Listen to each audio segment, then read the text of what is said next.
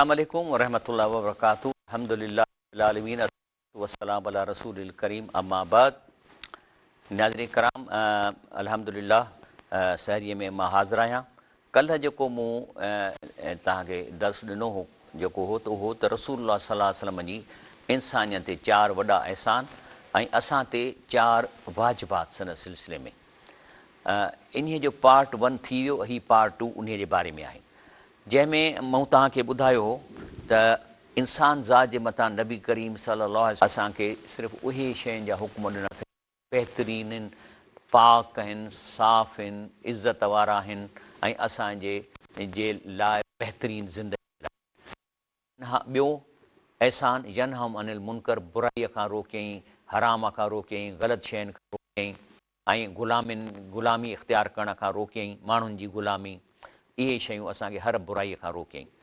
टियों अहसान हो त वयुहिल्लु लहुम तय्यिबात वयुहर्रिमु अलैहिम ख़बाइस, ऐं जेके बि पाक शयूं आहिनि उहे असांजे लाइ हलाल कयईं ऐं जेके पलीत शयूं असांखे तफ़सील ॾिनई ते हराम आहिनि।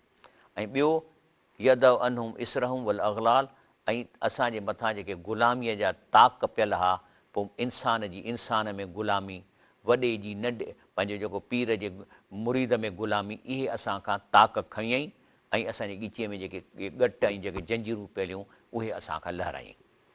वरी उन खां पोइ असांजा जेके आहिनि से 4 वाजिब आहिनि जेके असांखे अलाह जे रसूल करणु। नंबर 1 आमनू बिही, इन ते बि ज़िक्र थियो त उन ते असांखे ईमान आणिणो आहे। व अज़रू, ऐं हुनजी बुज़ुर्गी ऐं वॾाई बयानु करणी आहे। ऐं नसरू, ऐं हुनजी असांखे मदद करणी आहे।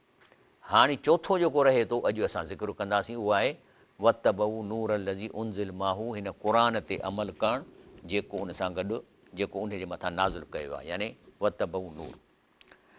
हाणे इन्हीअ ते असां इंशा अल्लाह हलंदासीं अॻिते। औज़ु बिल्लाहि मिन शैतानिर रजीम, बिस्मिल्लाहिर रहमानिर रहीम। या अय्युहल्लज़ीना आमनू, ए ईमान वारो, अतीउल्लाह व रसूल, अल्लाह ऐं अल्लाह जे रसूल जी फ़रमान बरदारी कयो। वला तवलऊ अनहुम, इन्हनि शयुनि खे पुठी न ॾियो, यानी मुखालफ़त न कयो। व अंतुम तस्मऊं, जॾहिं की तव्हां इहा शइ ॿुधो वेठा। वला तकूनू कल्लज़ीन कालू समेना, उन्हनि जहिड़ा न थिजो जेके चवंदासीं ॿुधूं था। हाणे ॾिसो न, हीउ क़ुर शरीफ़ तव्हां ॿुधो वेठा त के माण्हू ॿुधनि था पर ख़्याल ॿिए पासे अथनि, होश में ई कोन्हनि के, ऐं टीवी हले पई थी, प्रोग्राम हले पियो थो त चए थो वला तकूनू कल्लज़ीन कालू समेना, उन्हनि जहिड़ा न थियो जेके चवनि था असां ॿुधूं वेठा, वहुम ला यसमऊन, हक़ीक़त में ॿुधनि ई कोन्ह था, ध्यानु ई कोन्ह अथनि।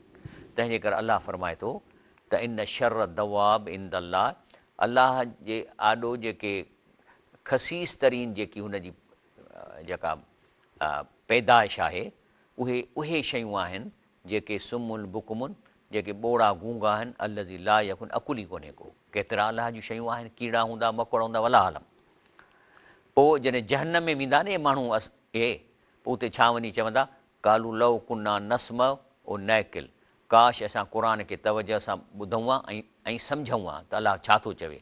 मां कुन्ना फ़ी असाबी सही, इन जहन्नम में कोन वञूं हा। फ़ातरफ़ू ज़म्बिम, हाणे अलाह जो चए त पंहिंजे जेको गुनाह जो एतिराफ़ था कनि, पर सोकन ले असाबी सही, हाणे कुझु कोन्ह थींदो, धिको ॾियोनि। तंहिंजे करे चए थो त अलाह ताला फरमाए, नबी करीम सल्लल्लाहु अलैहि वसल्लम फरमाए थो सुनन अबू दाऊद में त लई यहलकल नास हत्ता यज़रू ओ युज़रू मिन अनफुसिम, चए थो तंहिंजो माने त माण्हुनि खे अलाह हलाक न कंदो जेसि ताईं पंहिंजे पाण खां उज़ुर कनि, या फरमायूं पंहिंजे पाण खां उज़ुर कनि। छा माना आहे यज़रू ओ युज़रू अनफुसिम, या इन जो पंहिंजो उज़ुर कनि या हिननि खां उज़ुर करायो वञे।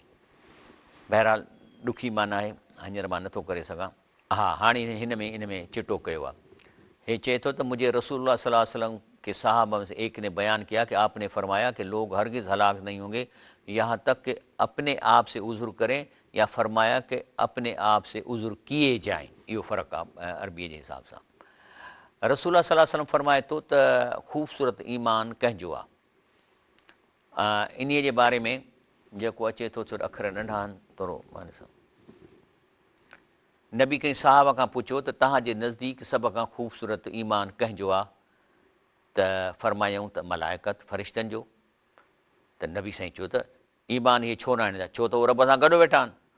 सहा अर्ज़ु कयो त पोइ त नबियुनि जो। चयईं त उहो कीअं न, छो न ईमान रखंदा, जंहिं वही नाज़िल थी थिए त उहे त रखंदा।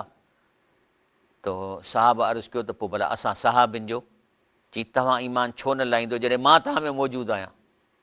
पोइ पाण फरमायूं त इहो ॿुधी छॾियो त सभ खां ख़ूबसूरत ईमान उन्हनि जो आहे जेके तव्हां खां पोइ ईंदा, क़ुर खे पननि में लिखी पढ़ंदा ऐं जे तइलीम ते ईमान आणींदा।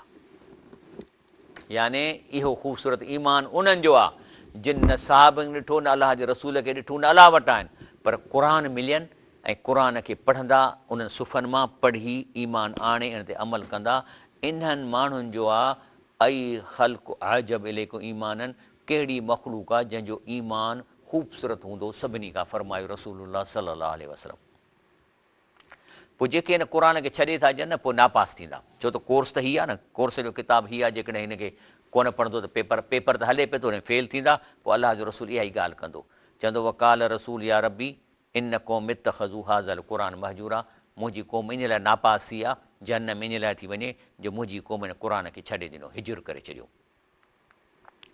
तंहिंजे करे रसूल सलम फरमाए थो, हज़रत अली फरमाए थो त मां नबी करण पुछो अला इन्हा सतकून फितनतुन, त चई त हिकिड़ो ज़मानो ईंदो जंहिंमें वॾियूं मुसीबत थींदियूं।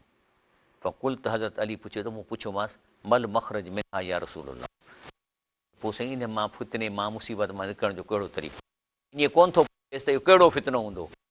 हुननि खे फ़िक्रु हो त इन मां निकिरबो कीअं।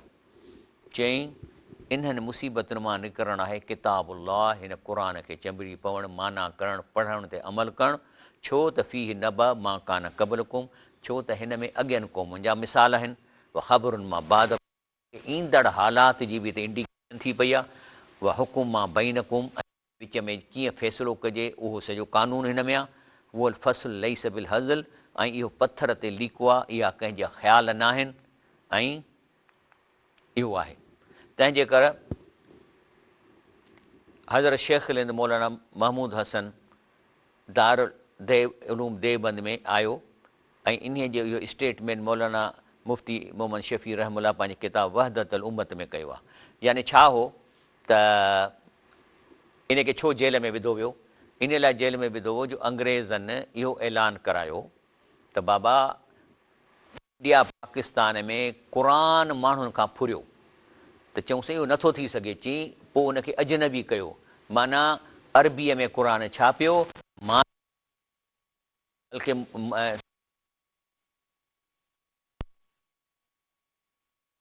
त तव्हां तर्जुमो न पढ़ो, तव्हां गुमराह थींदो करिणो आहे। माना इन जो मतिलबु आहे त जेकॾहिं 22 करोड़ माण्हू आहिनि, 22 वञी आलम बाबा आलमनि त क़ुर लिखी तर्जुमा कया आहिनि, अलाह ताला जे क़बूल खनि किरोड़नि जी तइदाद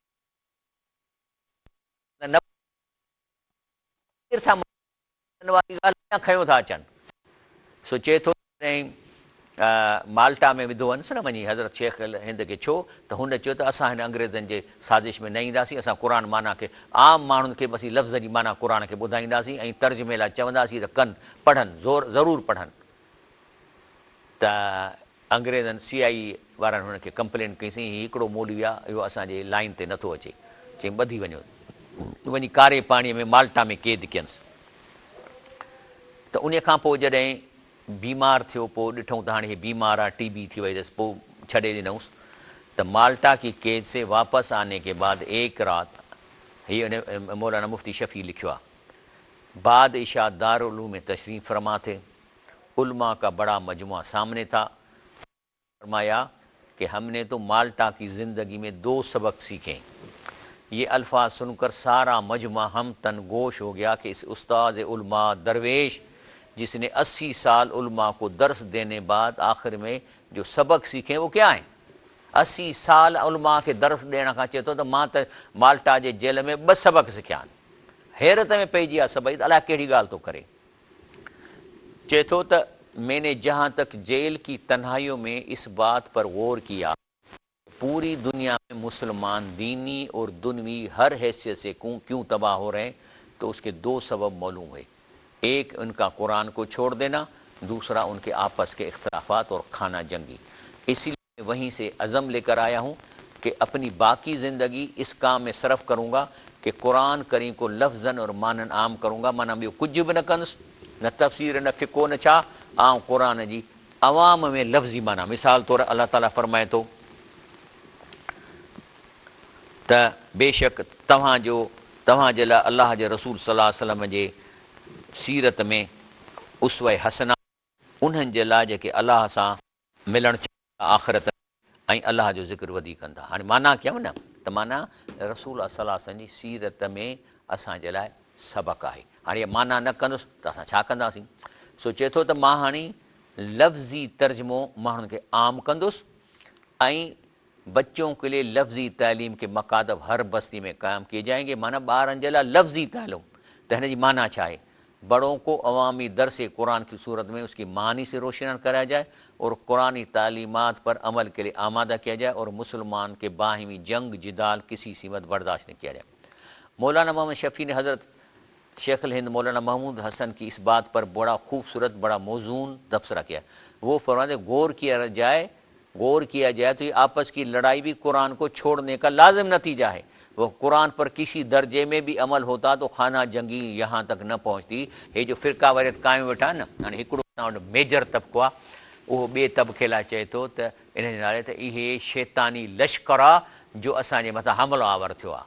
वरी हे उन जे नाले चवनि था हे गुस्ताख़ रसूल आहिनि, तंहिंजे करे हे इन्हनि जे मस्जिद में निमाज़ जाइ कान्हे का। ईअं हाणे इहो छाजे जो अंग्रेज़नि जी क़ुरान सां कोन था पढ़नि, तंहिंजे करे ॿई इहे तबिका या टे या चारि जेके बि आहिनि इहे सभु लिका वेठा आहिनि ऐं पंहिंजो धंधो हलाइनि पिया था। पर मां अलाह जे क़ुरान खे सम्झंदा त सभई पकिड़िजी पवंदा।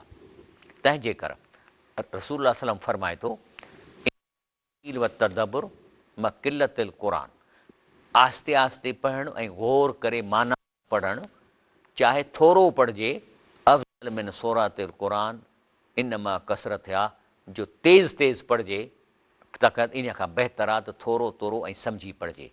भई इनल मक़सूद मिनल क़ुरान, छो त क़ुरान जो मक़सदु छा आहे? फ़हमहू त चवे छा थो, इन में आहे छा, व तदब्बरहू उन ते गौर कजे, व तफ़क़हू फ़ी ऐं इन खे सम्झी, व अमल बि इन खे अमल कजे। पर तिलावत हू जेका तिलावत आहे उहा, व हिफ़िज़ू उनजो हिफ़िज़ करणु, वसीलतुनि इहे वसीला आहिनि, मक़सूद न आहिनि। इहे वसीलतुनि इला माना ताईं पहुचण जे लाइ। माना तिलावत कबी तॾहिं त माना कबी न।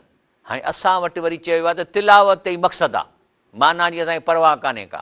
वरी आहे हिफ़िज़ क़ुरान मक़सदु आहे। बाबा हिफ़िज़ क़ुरान बि वसीलो आहे माना ताईं पहुचण जो। कंहिं फरमायो? जंहिं ते क़ुरान लथो आहे। अने इबिन मसूद इबिन अब्बास रज़ी अल्लाह अन्हुमा काल नबी सल्लल्लाहु अलैहि वसल्लम, ज़ाद माज़ में हीअ हदीस अचे थी। कंहिं फरमायो? रसूल सल्लल्लाहु अलैहि वसल्लम चए थो त तिलावत मक़सदु न आहे, इहो त हिकिड़ो ज़रियो आहे माना ताईं पहुचण जो। तंहिंजे करे भली तव्हांजो अरबीअ में उर्दू में तर्जुमो चए थो, नबी साईं आहिस्ते आहिस्ते पढ़ना और गौर करना, जैसे में कुरान शरीफ अगर कि थोड़ा पढ़ा जाए ये उससे बेहतर है कि जल्द पढ़ा जाए और ज़्यादा पढ़ा जाए, क्योंकि पढ़ने से मकसूद समझना और गौर करना है ताकि उस पर अमल हो सके। जॾहिं तव्हां सम्झंदो कोन अमल कीअं कंदो? और उसका पढ़ना और याद रखना माना तक पहुँचने का वसीला है। तंहिंजे कर रसूल सां फरमाए थो अक्सर मुनाफ़िकी उम्मती कुराऊ हा। चए थो मुंहिंजी उम्मत में मुनाफ़िक त ॾाढा आहिनि, लेकिन मेजॉरिटी मुनाफ़िकनि जी उहे आहे जेके क़ुरान जा कारी आहिनि या हाफ़िज़ आहिनि। छो त इहो हिफ़िज़ छाजे लाइ था कनि? नौकरीअ लाइ। पर इन्हनि खे इहा बि ख़बर न आहे त जेको मूं हिफ़िज़ कयो उन माना छा आहे। या वरी आवाज़ खे बहितरीन करे ज़ेर ज़बर तीर वांगुरु सिधो कंदा त माण्हू वाह वाह कनि। मां कोन थो चवां, इहे मुनाफ़िकी इन जी आहे जेको क़ुरान खे इन लाइ था हिफ़िज़ कनि या अहिड़ो त आवाज़ हुन सां सुठो कढनि त जीअं माण्हू वाह वाह कनि। बाक़ी हिन जो जेकॾहिं मक़सदु आहे त मां इहो कयां त जीअं माण्हू हुनजी माना सम्झनि ऐं हिन ते अमल कनि, त उहो त पोइ अखियुनि ते उन जा पेर असांजो अखियूं। लेकिन मां कोन थो चवां हीअ जेका आहे सो पंहिंजो इहा रवाह अहमद में सही जामिया सगीर में अचे थी, अलबानी बि हिन खे सही कयो आहे त अक्सर मुनाफ़िकी उम्मती कुराऊ हा। उन खां पोइ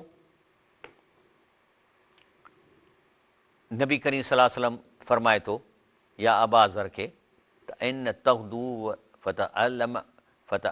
फ़तअल्लम आयत मिन किताबिल्लाह ख़ैरुन लक, बल्कि मां जो तर्जुमो ॿुधायां तव्हांखे। सैद बिन मुसी हज़रत अबू ज़र रज़ियल्लाहु अन्हु बयान फरमाए थो त रसूल सल्लल्लाहु अलैहि वसल्लम मूंखे इरशाद फरमाया, तू सुबह को जाकर किताब ला की एक आयत सीखे, ये तेरे लिए 100 रकात नमाज से बहितर आहे। हिकिड़ी आयत क़ुर जी सम्झणु त अलाह चवे छा थो माना सां माना पढ़णु, इहो 100 रकात नफ़लनि खां वधीक सवाबु आहे। ऐं उन खां पोइ हे जेको रमज़ान जो महीनो आहे, इन जी फ़ज़ीलत छाजे लाइ आहे? चए थो शहरु रमज़ान अल्लज़ी उनज़िल फ़ीहिल क़ुरान, इन जी फ़ज़ीलत आहे त हिन में क़ुर नाज़िल थिया, हुदल लिन्नास, इन में माण्हुनि जे लाइ हिदायत आहे। हीअ कोर्स जो किताबु आहे, इन में इम्तिहान में पास थियण जी हिदायत आहे। बय्यिनात मिनल हुदा वल फ़ुरक़ान फ़मन शहिद मिनकुम शहर फ़लयसमु, पोइ जंहिंखे बि रमज़ान जो महीनो नसीब थिए उहो रोज़ा रखे। तंहिंजे करे ॿिए जाइ ते अलाह जे रसूल सां फरमाए थो त अल सियाम वल क़ुरान यशफ़ा ले अब्द यौमल क़ियामत, इहो रोज़ो ऐं क़ुर अलाह जे आॾो शफ़ाअत कंदा क़यामत ॾींहुं, जॾहिं इंसान जी फाइल ईंदी न। यकूल सियाम ऐं रबी चवंदो त हाणे माना थो कयां त रोज़ो चवंदो मुंहिंजा रब साईं मुंहिंजे करे हिन मानी छॾी ऐं शहवत छॾी, तंहिंजे करे मां अर्ज़ु थो रखां त इनखे मुंहिंजे करे तव्हां घटि छॾ छूट कयो, शफ़ाअत कयो। वरी यकूल क़ुर चवंदो मना तूं नौम बिल लही, चए थो मां हिन खे निंड खां रोके रखियो। हा, हे जेके तरावियूं अधु कलाक जूं थियनि थियूं 35 मिंटूं, पोइ वरी वञी सुम्ही ऐं टीवी ॾिसी सुम्ही था पऊं, कहिड़ी निंड असांजी फिटे? निंड फिटण जो हले पियो थो अॼुकल्ह सिलसिलो। हे जेके तरावियूं हलनि थियूं हिते उर्दूअ में चइनि 5 जाइनि ते, सिंधीअ में 2 जाइनि ते, जिते क़ुर जी हर 4 रकात जी माना कंप्यूटर ते स्क्रीन ते ॾेखारी वञे थी। इन में 3 कलाक लॻनि था, राति जो 12-1 थी थो वञे। इहा आहे न निंड फिटाइण। इहे माण्हू आहिनि जंहिंजी क़ुर शफ़ाअत कंदो, चवंदो मना तूं नौम बिल लही, आऊं हिन खे निंड खां रोकियो राति जो, फ़शफ़अनी फ़ी, त क़ुर चवंदो अलाह साईं मुंहिंजे लाइ इनखे छॾ छूट करी शफ़ाअत कर, त काल फर युशफ़ान, अलाह चवंदो तव्हां ॿिन्ही जी मूं क़बूल कई, मां हिनखे माफ़ी थी। यानी क़ुर शऊर इनकलाब किताब जो नालो आहे। इमाम उबैदुल्लाह सिंधी चए तो ऐसे ही लोग जो कहते हैं कि ज़माने में कोई शख्स कुरान हकीम को नहीं समझ सकता वो ज़ालीन में से है। इमाम वलीउल्लाह दहलवी ने हमारे ज़माने के लोगों को के लिए कुरान समझने की तमाम लफ्ज़ी मानवी दिक्कतें दूर कर दी थी। अब इस किताब अजीम को समझना नहायत आसान हो गया। अब भी ये कोई कहना कि कुरान हकीम समझ में नहीं आता, परले दर्जे की गुमराही ज़लालत नऊज़ बिल्लाह मिन ज़ालिक। माना आसान आहे कुरान सम्झण वास्ते, छो त अलाह एॾो त ज़ुल्म कोन कंदो न। पेपर में ॿकरारनि खे बि थो विहारे, रेढारनि खे थो विहारे, मज़दूरनि खे थो विहारे, अड़नि पढ़ियलनि खे बि पेपर पियो थो थिए। जेकॾहिं हीउ क़ुर एॾो मुश्किल हुजे जो उहे न सम्झी सघनि त पोइ छाजो हिनजो इम्तिहान वठंदो, पोइ छो हिनखे जहन्नम में विझंदो? जेके माण्हू चवंदा क़ुर जी माना न कयो, पोइ माना बसि माना पोइ जेकॾहिं इहा ॻाल्हि आहे त असां माना नथा पढ़ूं, पोइ त असांखे ख़बर ई न आहे, त पोइ असां त पेपर ग़लति कंदासीं, पोइ असांखे छो जहन्नम में विझंदो? पोइ अलाह चवंदो मूं तव्हांखे त कोन चयो त तव्हां क़ुर जी न पढ़ो पंहिंजी ॿोलीअ में, तव्हांखे जिन चयो आहे तव्हां उन्हनि सां ॻाल्हायो। त पोइ पेपर कीअं थींदो? पोइ त आलम ॾियनि न पेपर हिन जो। ख़ुदा जो इंसान खे ख़ौफ़ थियणु खपे अहिड़ियूं ॻाल्हियूं करण में। त जेको चवे त बाक़ी तव्हां हिनखे सिंधीअ में माना पढ़ंदव, तव्हांखे 98% तव्हांखे ख़बर पवंदी त अलाह छा थो चाहे, अमल कयो। के 2-3 आयतूं आहिनि जेके ॾुखियूं आहिनि, उहो उन्हनि सां को फ़र्क़ु, जेकर न बि तव्हांखे उनजी माना सम्झ में आई त परवाह न। तव्हांखे 10% बि माना सम्झ में न आई परवाह न आहे, पर 90% क़ुर सिधो सऊं आहे, मुहकमात आयात आहिनि। 80-85% आयतूं मुहकमात आहिनि, मुतशाबिहात तमामु थोरियूं आहिनि। उनखे छॾे ॾियो, मां ई केतिरियूं आयतूं आहिनि छॾे ॾींदो आहियां। असल में छा थियो त जॾहिं इन क़ुर खे सम्झण वारी क़ौमूं तरक़ी करे वियूं, ख़ासि तौरु जीअं मिसाल तव्हांखे ॾियां थो, सहाबा रज़ी अलाह ताला अन्हुम दुनिया ते कब्ज़ो करणु शुरू कयो, वरी उन खां पोइ ईरान ते कब्ज़ो थियो, ॿियनि मुल्कनि ते कब्ज़ो थियो, उन खां पोइ वरी मिस्र में इस्लाम जी तरक़ी थी ऐं उन्हनि क़ुर पढ़ियो ऐं उन्हनि हिकिड़ी क़ौमूं उथियूं जंहिंमें उस्मान एम्पायर आहे उहा उथिया। ऐं सभ खां पहिरीं हुनजो उर्तुगुल जंहिं इहो जेको सो तव्हां उन्हनि जो ॾिसो सीरीज़, उनजूं औरतूं अलाह वारियूं, क़ुर वारियूं, निमाज़नि वारियूं, ऐं उहे बि घोड़नि ते चढ़ी विढ़नि थियूं। मुस्लमान औरत बि ईअं आहे, तंहिंजे करे त इस्लाम में आहे त औरत जो जेको पर्दो आहे सो सिर्फ़ु वार ढके, सॼो जिस्म ढके, चहिरो ऐं हथ जो पर्दो इस्लाम में आहे ई कोन। इहो शेख नासिरुद्दीन अलबानीअ ते हिकिड़ो किताबु लिखियो आहे त पंहिंजो जिलबाबिल मरा, उन साबित कयो आहे त चहिरे जो ऐं हथ जो पर्दो इस्लाम में कोन्हे को। बाक़ी जेको आहे सो इहो हिकिड़ो अरबनि जो रस्म पुराणो हो जो मुंहुं ढकींदा हुआ, इहो हले थो। पर जेको इहो क़ुर में आए थो न बाक़ाइदे हुनजी तफ़सीर लिखी अथई, छो त हीउ वॾो आलिम हो। बल्कि हीउ एॾो आलिम आहे जो हिन 25 थुल्हा किताब लिखिया आहिनि त कूड़ियूं हदीसूं कहिड़ियूं हलनि थियूं मुआशिरे में। 25 किताब जंहिंमें हुननि पंहिंजी ॻाल्हि कान कई आहे, हुननि उलमा ऐं जेके वॾा वॾा फ़क़ीह उन्हनि जे रेफरेंस सां लिखियो अथई हीअ कूड़ी हदीस आहे। उहो थो चवे त जेको चहिरे जो पर्दो हथ जो कोन्हे को। ब्रेक वठूं था, इंशाल्लाह ब्रेक खां ॿुधायो।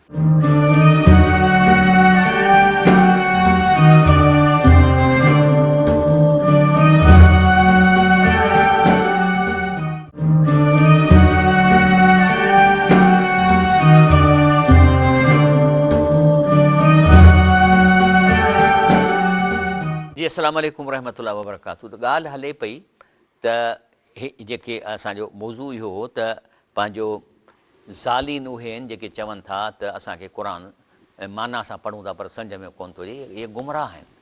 छो त जॾहिं अलाह ताला माना जंहिं हिन किताबु लिखियो आहे उन खां इहा ग़लती थी वई, अहिड़ो ॾुखियो कई अथई जो आम माण्हू हुनखे सम्झी कोन थो सघे। पोइ आम माण्हू पोइ कीअं थींदो?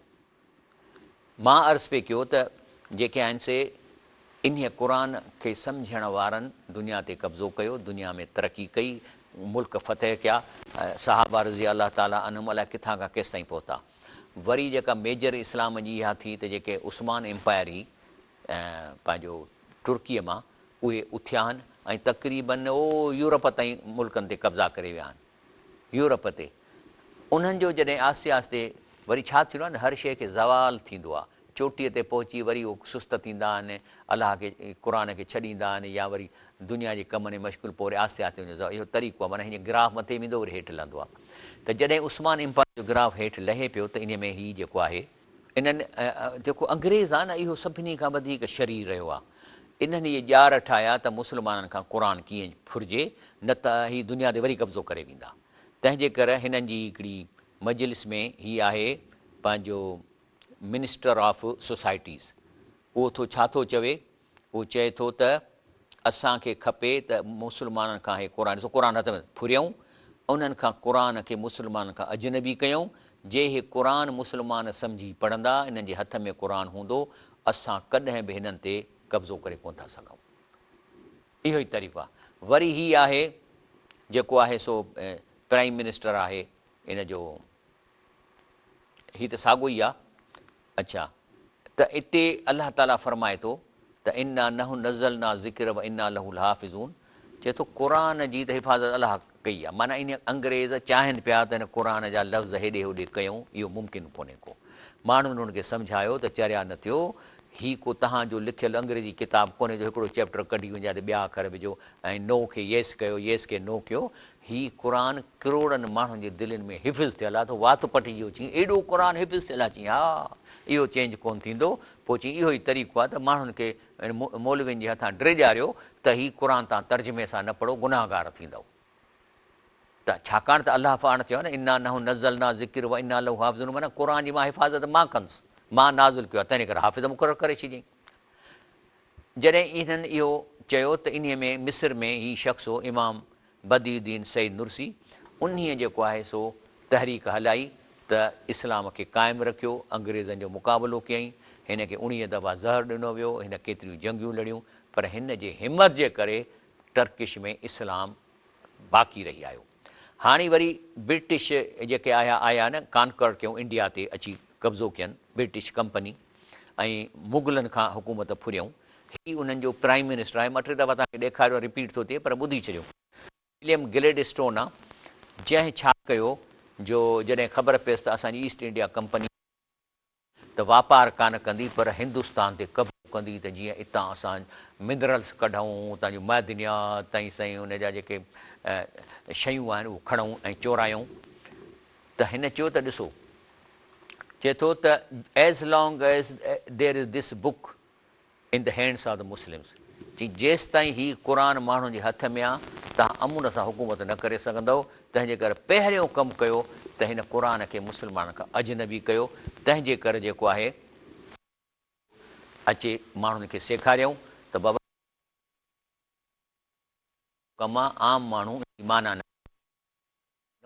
अॼु ताईं बि मस्जिदनि में 99% मस्जिद में तव्हांखे रुॻो अरबी वारा क़ुर मिलंदो, तर्जुमे वारो क़ुर तव्हांखे मिलंदो ई कोन, घटि मिलंदो। ऐं अॼु ताईं अहिड़ा माण्हू आहिनि जेके तव्हांखे यूट्यूब ते मिलंदा, क़ुर का आप तर्जुमा न करें गुनाहगार हो जाओगे। ऐं जॾहिं की मां तव्हांखे मौलाना उबैदुल्ला सिंधी ॾिसो त ज़ालीन उहे आहिनि जेके चवनि था त क़ुर सम्झ में कोन थो अचे, जेके माना कनि था। ऐं उन्हीअ खां पोइ इब्न तैमिया छा थो चवे, चए तो मैं इस बात पर शर्मिंदा हूँ कि मैंने कुरान के माना के अलावा और चीज़ों पर ज़्यादा वक्त ज़ाया किया। एहसास थियुसि केॾो वॾो आलिम आहे। ऐं हीअ बि तव्हांखे ॿ टे दफ़ा मूं ॾेखारिया, वरी ॾेखारियां थो। गैरी विल्स, इन खे चयो वियो त तूं रिसर्च कर, क़ुर मां ग़लतियूं कढ। बजाए ग़लतियुनि करण जे क़ुर पढ़ी ऐं हिकिड़ो किताबु लिखियईं, वाट द क़ुर मेंट एंड वाई इट मैटर्स। क़ुर छो जो मक़सदु छा आहे ऐं इहो अहम छो आहे। त हे चए थो, Garry Wills in Chicago humanities festival said I am ashamed. चए थो मूंखे शर्म थो थिए दैट आई रेड द क़ुर सो लेट इन लाइफ, जो मां पोढ़ो थी छो क़ुर पढ़ियो, मूंखे शुरूअ में पढ़णु खपे हा। And after I read it, मां क़ुर जॾहिं पढ़ियो आहे सम्झो आहे त मां इन जे बारे में हिकिड़ो किताबु लिखियो आहे, वॾो किताबु मोटो, वाट द क़ुर मेंट एंड वाई इट मैटर्स। क़ुर जेको आहे सो उनजो मक़सदु छा आहे ऐं इन जी अहमियत छो आहे। And I now believe in अल्लाह। हाणे मां मुस्लमान थी वियो आहियां क़ुर पढ़ी, ऐं मां अलाह खे मञा। हे माना था पढ़नि न, तॾहिं त क़ुर मुस्लमान थियनि था, हिननि ख़बर आहे। ऐं हज़रत अच्छा, तंहिंजे करे पंहिंजो अचे थो हिन खे तफ़सीर में त क़ियाम लैल, हिकिड़ी तदबर जी माना सोच जी हिकिड़ो सेकंड सॼी राति इबादत खां बहितर। माना क़ुर जी तव्हां जेकॾहिं हिकिड़ी आयत खोले ऐं इनखे जेकॾहिं पढ़ो, मिसाल तौरु हाणे मां खोलियो आहे न, अचे थो त अलाह ताला फरमाए थो त इन जो सवाबु सॼी राति नफ़िलनि पढ़ण खां बहितर आहे। सफ़ियान अबी ऐं तो अल्लाह की कसम ये मामला अपने आला मुक़ाम, चए थो इहो मामिलो तुंहिंजो आला मुक़ाम ते उन ॾींहुं पहुचंदो जब अल्लाह ताला तुम्हें हर चीज़ से बढ़, कुरान से मोहब्बत की उसने अल्लाह से मोहब्बत की, खूब समझ लो जो तुमसे कहा जाए। कन ॾेई इहा ॻाल्हि ॿुध, तूं क़ुर सां मोहब्बत कंदे ॼण तूं अल्लाह सां मोहब्बत कई। तंहिंजे करे साहबिन खे चए थो, लम यफ़क़ह मन क़रा अल क़ुरान फ़ी अक़ल मिन सलासा, त जंहिं बि क़ुर खे अरबनि खे थो चवे, पंहिंजे सहाबा खे थो चए थो जंहिं बि क़ुर खे 3 ॾींहंनि खां अॻु में सॼो क़ुर ख़तमु कयो त एॾो हुन को तकिड़ो पढ़ियो आहे जो हुनखे इहो बि न, हालांकि अरब आहे, अरबी थो पढ़े, पर ख़बर न पवंदसि त मां छा पियो थो पढ़ां जी माना छा आहे। तंहिंजे करे अलाह फरमाए थो, फतकुल्लाह मस्ततातुम, अलाह खां एतिरी डिॼो जेतिरो तव्हां डिॼी सघो था, या अलाह खां तक़वा अख़्तियार कयो जेतिरी तव्हां में वस आहे। वस मां अलाह जे क़ुर खे तवजह सां ॿुधो, अतियो ऐं हुन ते हलण जी कोशिशि कयो जेतिरो तव्हां हली सघो था। 100% जो हुकुम कोन्हे, त कोशिशि 100% करणी आहे। पर अनफ़िकू, ऐं अलाह जे रस्ते में ख़ैरात कयो, ग़रीबनि जी मदद कयो। ख़ैरन ले अनफुसिकुम, इहो तव्हांजे लाइ बहितर आहे। वमन यूक शुह नफ़्सिही, पर जंहिंखे पंहिंजे जान जी कंजूसीअ खां बचायो वियो न, फ़उलाइकुल मुफ़्लिहून, त इहे फलाह पाईंदा। माना हिकिड़ी कंजूसी हूंदी आहे न, ऐं कंजूसी हूंदी आहे ढेरी ड्राइण में। अलाह ताला तौबा करे, अस्तग़फिरुल्लाह। माना जेकॾहिं तव्हांजो हिकिड़ो करोड़ रुपया या लख रुपयो पियो आहे न बैंक में, हाणे तव्हां चवंदो त इन लख खे टोड़िया न, छो जे मां इन खां खणंदुसि त पोइ थींदो 99,000 इहो टुटी वेंदो, सॼो ख़तमु थींदो, पोइ बुख बि मरंदो न, पर ढेरी कोन ड्राईंदो। त इन जी माना आहे त जेके अलाह ताला जेके वमई यू कशुह नफ़्सी फ़उलाइकुल मुफ़्लिहून, जेके इन कंजूसीअ खां पंहिंजी जान खे बचाइनि था, इहे माण्हू कामयाबु थींदा। चवण जो मक़सदु इहो आहे त अलाह ताला असांखे इहे सभु शयूं असांखे सेखारे थो त जीअं असां कामयाबु थियूं। अलाह ताला क़ुर में जेको शुरूअ में चवे थो त नबी साईं खे छा थो चए त इक़रा, माना हे क़ुर पढ़, भई इस्म रब्बिक, बिस्मिल्लाह रहमान करे पढ़, अल्लज़ी ख़लक़, उहो आहे अलाह जंहिं सॼी काइनात पैदा कई आहे। ख़लक़ल इंसान मिन अलक़, ऐं इंसान खे हिकु पाणीअ जे फुड़े मां पैदा कयो अथसि। इक़रो, वरी पढ़, इक़रो, क़ुर खे पढ़। इक़रो व रब्बुकल अकरम, बेशक तुंहिंजो रब वॾी बुज़ुर्गीअ वारो आहे। अल्लज़ी अल्लम बिल कलम, जंहिं तव्हांखे इल्मु लिखत में ॾिनो आहे, तव्हांखे इल्मु सेखारियईं कलम सां। हे सॼो क़ुर लिखियो पियो आहे न, अॻु में कंहिं खे बि क़ुर को लिखियलु कोन ॾिनई, सभु ज़िबानी हूंदा हुआ। त चए थो अल्लम बिल कलम अल्लम अल इंसान मालम यालम, ऐं इंसान खे उहो इल्मु ॾिनई हिन क़ुर में जेका हुनखे ख़बर ई कान्हे का, पहिरीं न ॼाणंदो हो। लेकिन अलाह छा थो चए कि माण्हू अहिड़ा आहिनि, सुम कसद कुलूबकुम, चए थो त पोइ इन्हनि जूं दिलियूं सख़्तु थी वयूं। क़ुर घर में पियो आहे, कपिड़े में ॿेड़ियो पियो आहे, पर दिलि अहिड़ी सख़्तु जो कॾहिं कॾहिं दिलि ई कान चवनि त खोले पढ़ां त ॾिसां अलाह छा थो चए, या वधि में चुमंदा मथे ते रखंदा। त दिलियूं सख़्तु थी वयूं। मिम्बाद ज़ालिक, क़ुर मिलण खां पोइ, इल्मु मिलण खां पोइ, इस्लाम मिलण खां, फ़हिय कल हिजारा, अहिड़ी सख़्ती जहिड़ो पथर, उहो अशद कसो आहे जो पथर खां बि सख़्तु। हाणे इहा हिकिड़ो क़िस्म जा इंसान मौजूदु आहिनि, अहिड़ा सख़्तु थी विया आहिनि जो क़ुर ते असर ई कोन कंदो। लेकिन के अहिड़ा बि आहिनि, इन मिनल हिजारत लमा यतफज्जर मिनल अनहार, के अहिड़ा पथर बि आहिनि जिन मां जेके आहिनि से वाह था निकिरनि, नहरूं थियूं निकिरनि, दरिया था निकिरनि। केरु आहिनि उहे? ही उहे इंसान आहिनि जंहिंजे दिलि खे अलाह अहिड़ो खोलियो आहे हिन क़ुर मां, जो क़ुर जी रोशनी जीअं दरिया निकिरंदो पहाड़नि मां न, उहो समुंड ताईं ॿनियूं आबाद कंदो आहे। त के अहिड़ा माण्हू बि आहिनि जंहिंजी दिलि मां ईअं जेको आहे सो पंहिंजो वाह था निकिरनि इल्म जा, क़ुर जा, जेके एंड ताईं माण्हुनि ताईं पहुचाइनि था, माना निकिरी वञनि था, वञी पहुचाइनि था। जो मिसाल हिकिड़ो ॿियो क़िस्म जा इहे मां आहिनि। वरी ॿिया आहिनि व इन मिन्हा लमा यशक़क़ु फयख़्रुजु मिनल मा, वरी ॿिया जेके आहिनि जो उनजा पथर सां थोरो उन में ॾार आहे, पोइ उन मां पाणी फुड़ो फुड़ो किरे थो त हेठि तलाउ थी थो पए। हाणे इहे केरु इंसान आहिनि? इहो आहिनि जेके वेठे दीन जो कमु कनि था। माना जेकॾहिं केरु आयो त उनखे दीन जी ॻाल्हि ॿुधाईंदा, माना चश्मो ईअं आहे न, चश्मो वहंदो त कोन, उन ॾे वञिणो पवंदो। त हीअ बि अहिड़ा आहिनि बुज़ुर्ग वेठा आहिनि, पोइ ईंदो त केरु उनखे ॾसींदा, पर ॿाहिरि निकिरी उहो वाह जेको आहे सो दरिया वारो कमु कोन कंदा। वमल्लाहु बिगाफ़िलिन अम्मा तामलून, बेशक जेको कुझु जेको तव्हां कयो था अलाह गाफ़िल कोन्हे। अलाह फरमाए थो ख़लक़ अल्लाहु समावात वल अर्द बिल हक़, बेशक अलाह ताला ज़मीन आसमान कंहिं ख़ासि मक़सद लाइ पैदा कई आहे। इन फ़ी ज़ालिकल आयात लिल मोमिनीन, मोमिननि जे लाइ इन में निशानियूं आहिनि। हे जेका अलाह साईं ज़मीन पैदा कई आहे, तव्हां ॾिसो था त हीउ सोलर सिस्टम आहे, हे हुन जो यूनिवर्स आहे। त इन में जहिड़ी ज़मीन पैदा कई अथई त इन जो छा मक़सदु आहे? अलाह फरमाए थो ख़लक़ समावात वल अर्द बिल हक़, चए थो हीउ जेको मां यूनिवर्स ऐं ज़मीन ख़ासि प्रोग्राम तहत ठाही आहे, इन जो मक़सदु आहे, अजाई कान ठाही अथमि। पोइ सवरकुम फ अहसनिल सुवरकुम, ऐं तव्हांखे सभिनी खां सुहिणी शिकिल ॾिनी अथमि इंसाननि खे। पोइ इलैहिल मसीर, ऐं रब ॾेई तव्हांखे मोटी अचिणो आहे। पोइ छाजे लाइ पैदा कयो अथई अलाह साईं? हे जो हेॾी तकलीफ़ कई अथई, काइनात ठाहे वरी असांखे ठाहियो अथई। जवाबु थो ॾिए, चए थो वमा ख़लक़तुल जिन्न वल इंस इल्ला लियाबुदून, आऊं इंसाननि जिन्हनि खे न पैदा कया फ़क़ति इन लाइ त मुंहिंजी इबादत कनि, मुंहिंजी तारीफ़ कनि, अल्हम्दुलिल्लाह चवनि, सुभान अल्लाह चवनि। इहे चवनि, छो चवंदासीं सुभान अल्लाह? मां चवंदुसि अलाह साईं हेड़ी अखि ॾिनी अथई जो हिन में रोशनी थिए थी, वरी इहा अखि तां तिरवरा वञनि था, वरी हिन परदे ते मुंहिंजी उहा पिक्चर ठहे थी, वरी उन पिक्चर खे तो डिजिटाइज़ करे करंट जी सूरत में ब्रेन में थो मोकिली, जेको ऊंद आहे, ऐं उन में वञी उहो करंट अलाए किथे सेलनि में मिलंदा त मूंखे फील थो थिए त मां पिक्चर ॾिसां पियो थो। ब्रेन में त का तस्वीर कान थी ठहे, असां कीअं था ॾिसूं? त पोइ असां छा चवंदासीं? अलाह साईं थैंक यू, वॾी तुंहिंजी महिरबानी, तूं अखियूं ॾिनियूं।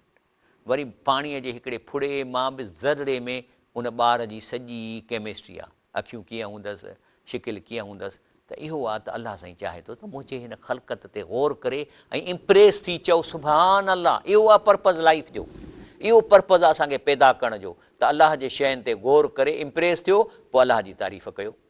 त निमाज़ बि हिकिड़े क़िस्म जी अलाह खां इम्प्रेस थियण जो आहे, त अलाह साईं तुंहिंजे आॾो सॼो था झुकायूं, जो तुंहिंजी एॾी पावर आहे, तूं एॾे सॼे काइनात खे संभाली थो, असां पंहिंजो कंधु मिटीअ में था रखूं तुंहिंजे आॾो। अलाह फरमाए थो त पोइ तव्हांखे हिन में पैदा त कयमि, पर मां ॿ शयूं कयूं। अल्लज़ी ख़लक़ल मौत वल हयात, चए थो बाक़ी मां तव्हांखे हयात बि ॾिनी वरी मौत बि ॾींदुसि। ईअं न त हाणे तव्हां 5000 साल हिते इंसान वेठा हुजो।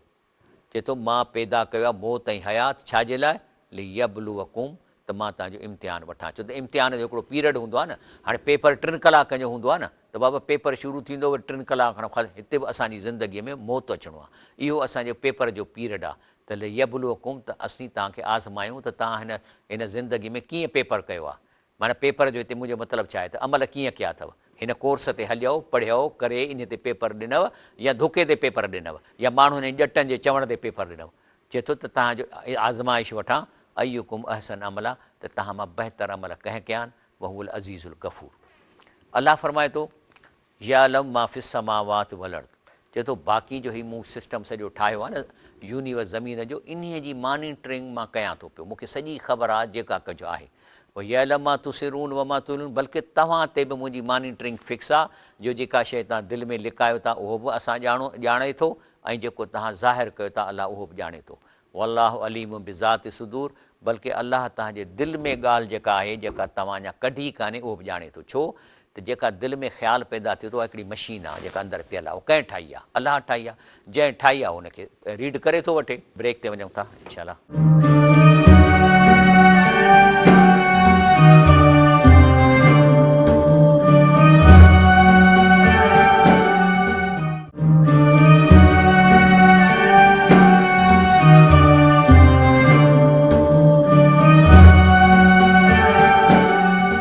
जी साईं, त असां नबी करीम सल्लल्लाहु अलैहि वसल्लम जा जेके 4 वाजिबनि जंहिंमें आख़िरी आहे त जेको नूर हिन सां गॾु लथो आहे, उन ते असां हलूं। अॼुकल्ह असांजो इहो ज़िक्र हले पियो त पाण सल्लल्लाहु अलैहि वसल्लम जे मथां असांजो वाजिबु आहे त असां हिन क़ुर जेको असां हिन ते नाज़िल थियो आहे, असांखे ॾिनो अथई, असां उन खे कयूं।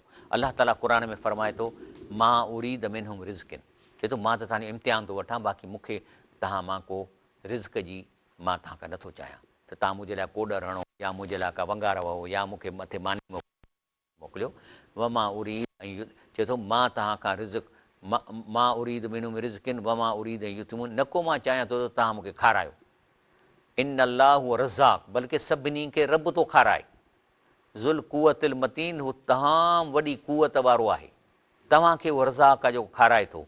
तंहिंजे करे अलाह फरमाए थो त जेकॾहिं तव्हां मालूम करणु चाहियो था त मूं तव्हांखे छा पैदा कयो आहे, त उन जो हिकिड़ो ई तरीक़ो आहे। कहिड़ो? लक़द अंज़लना इलैकुम किताबन, असां तव्हां ॾे ही किताब नाज़िल कयो आहे, फ़ी ज़िक्रुकुम, जेको तव्हांजे बारे में हिन सॼो ज़िक्र उन में आहे। अफ़ला तअक़िलून, पोइ बेवकूफ़ छो था थियो? पढ़ो न त तव्हांजो हिन में छाजो ज़िक्र आहे, कीअं तव्हां खां छा अलाह छा थो चाहे।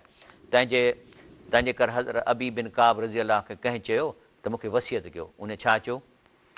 चएसि थो अल्लाह की किताब को अपने सामने रखो और उसके हाकिम होने पर राज़ी हो जाओ। बस बेशक ये कुरान ही वो चीज़ है जिसने तुम्हारे बीच तुम्हारे रसूल को खिलाफत दी। ये वो सिफारिशी है जिसकी बात मानी जाए, वो गवाह है, इसमें तुम्हारा जिक्र है, और उन जो तुम्हारे सामने है, और ख़बर जो तुम्हारे बाद है। इहो फ़ैसिला हिन में था थियनि, तव्हांखे कानून हे थो ॾसे, ऐं जेके तव्हां खां पोइ उन्हनि जे लाइ बि क़ुर में इंफॉर्मेशन आहे। तंहिंजे करे रब साईं फरमाए थो मन अमिल सालिहन मिन ज़करिन उनसा, जेके अमल सालिह कनि था, चाहे मर्द हुजे औरत हुजे। अमल सालिह कीअं कंदा? हिन ते हलंदा त अमल सालिह थींदो, न त उनखे कहिड़ी ख़बर? उहो मोमिननि लेकिन ईमान जी हालत में अमल कनि। हिंदू बि अमल सालिह कनि था, क्रिश्चियन बि कनि था, जेकॾहिं उनखे ईमान न आहे, आख़िरत ते ईमान न आहे, अलाह खे नथा मञनि, अलाह जे रसूल खे नथा मञनि, त इहे अमल सालिह उनजी दिलि ख़ुशि थींदी, पर उन ते उहो जेको फ़ाइदो कोन थो ॾिए। त चए थो पोइ छा थींदो? फल नुही यनऊ हयातन तइबा, त हिन अमल सालिह जे करण जे करे अलाह साईं चए थो मां हिन दुनिया में तव्हांखे बेस्ट क्वालिटी ज़िंदगी ॾींदुसि, बेस्ट क्वालिटी ज़िंदगी ॾींदुसि, याने ख़ुशि रहंदव। ईअं न आहे त किरोड़ रुपया ऐं अरब हूंदा, पर जेको कोई ॾींदो उन में तव्हां लाइफ इंजॉय कंदव, खाईंदव त मज़ो ईंदव, वेहंदव त मज़ो ईंदव, तव्हां वेहंदव त मुस्कुराईंदव, खिलंदव, तव्हांखे लाइफ इंजॉय थींदी। ऐं पोइ भले नज़ीयनहुम अजरहुम बे अहसन मां कानू यामलून, पर आख़िरत में वरी इन खां बि वधाए वधाए मां तव्हांखे ॾींदुसि जेके तव्हां अमल करे इहे शयूं अरन कयूं आहिनि।